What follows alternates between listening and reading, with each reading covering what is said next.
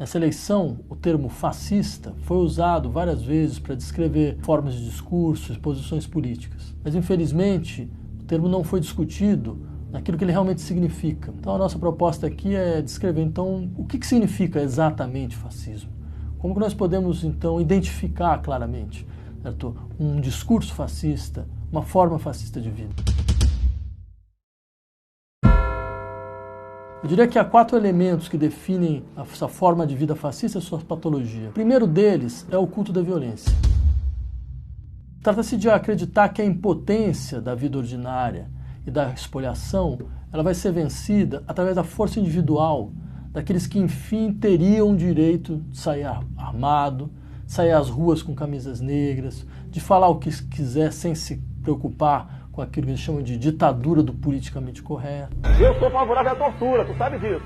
E o povo é favorável a isso também. Através do voto, você não vai mudar nada nesse país. Tá? Nada, absolutamente nada.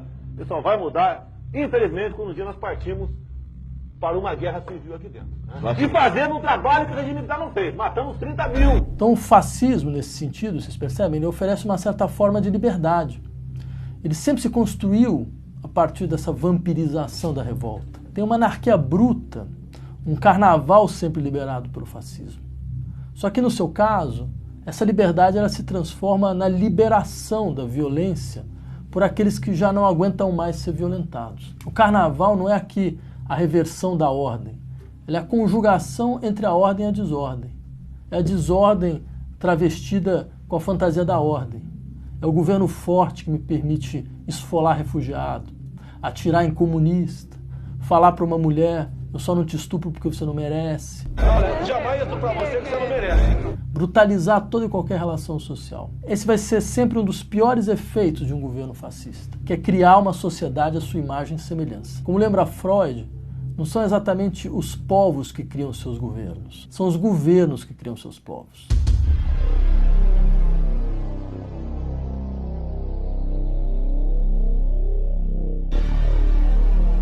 Porque alguém tem que cuidar das nossas fronteiras, que seriam completamente porosas. Alguém tem que ensinar educação moral e cívica para nossas crianças. Isso a fim que elas tenham orgulho dessa pátria construída através do genocídio dos índios e da escravidão dos negros.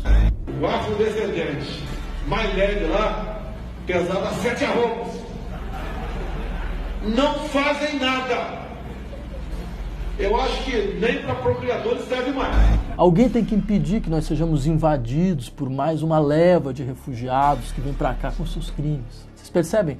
O Estado-nação ele se mostra aqui como o último refúgio do que é meu, do que me é próprio. É o meu território, é o meu país, é a minha língua, são os meus costumes, mas é também a minha miséria, é a minha violência, é o meu sufocamento. Essa comunidade nacional, ela é o avesso do comum. Ela é apenas a figura alargada de uma propriedade que aparece como expressão básica do medo como afeto político central.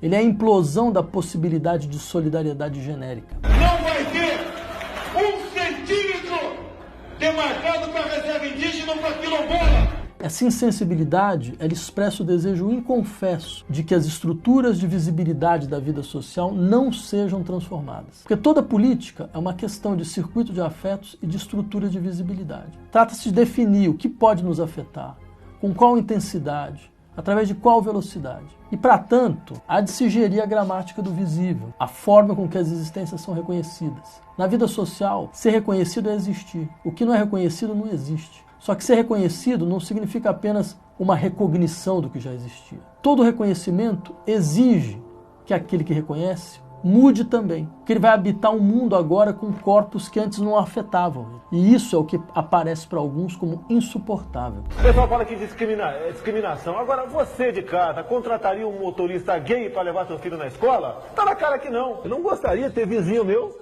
um casal homossexual morando ali com meus filhos pequenos em casa. No meu tempo era coisa rara para encontrar um gay não tinha outro nome, não, uma bicha na rua, que era o comum tu falar, né? Era um viadinho. O filho começa a ficar meio assim, meio gayzinho, leva um couro, ele muda o comportamento dele.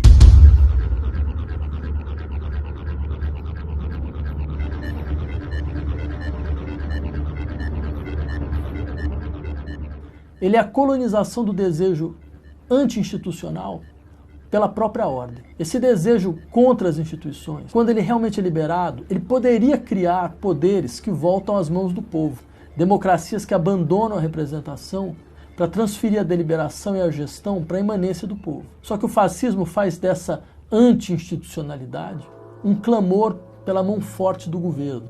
Expressa uma liderança que parece estar acima da lei, que parece poder falar o que quiser sem culpa, expor seus piores sentimentos sem preocupação alguma com seus efeitos, demonstrar seu desejo mais baixo de violência como expressão de uma liberdade conquistada. Vamos fuzilar a petralhada aqui do Acre! Por isso, é necessário que esses líderes pareçam cômicos, que eles sejam uma mistura de militar e de palhaço de circo.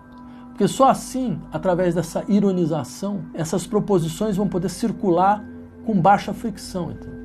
Afinal, não é para levar a sério tudo o que eles dizem. Só que quem sabe o que se deve então levar exatamente a sério? O que é real e o que é apenas uma bravata? Ninguém sabe, a não ser eles mesmos. Isso se chama misturar ordem e desordem, lei e anomia. Isso é fascismo.